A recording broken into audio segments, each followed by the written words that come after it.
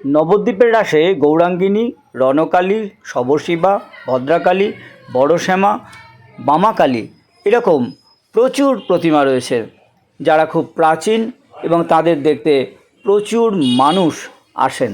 এইসব প্রাচীন এবং স্বনামধন্য বহু পুজোর মাঝেই রয়েছে এমন অনেক পুজো যারা কিন্তু নবদ্বীপের রাসের অন্যতম দ্রষ্টব্য হয়ে উঠেছে। যেমন নবদ্বীপের আগমেশ্বরী পাড়ার রয়্যাল ক্লাবের পার্থসারথী প্রত্যেক বছর তাদের প্যান্ডেল, আলোকসজ্জা এবং প্রতিমা অসাধারণ হয়।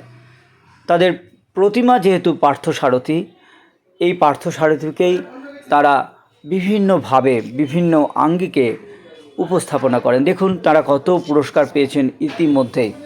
নবদ্বীপের যে রয়্যাল ক্লাব সেটি কিন্তু বিরাট বড় একটা ক্লাব। সেই ক্লাবের যে বিল্ডিং সেটা দেখলে বোঝা যায় যে ক্লাবটি কত বড়।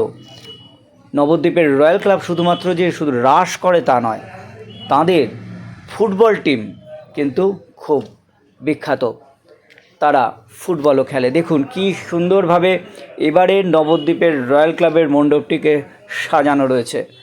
দেখুন কী সুন্দর অলঙ্করণ, খুব সামান্য সামান্য জিনিস, পরিচিত জিনিস, সেগুলো দিয়েই কিন্তু এই সব অলঙ্করণ তৈরি হয়েছে। এও কিন্তু খুব সুন্দর একটি শিল্পের নমুনা। কেমন লাগলো আপনাদের নবদ্বীপের রয়্যাল ক্লাবের রাস জানাবেন।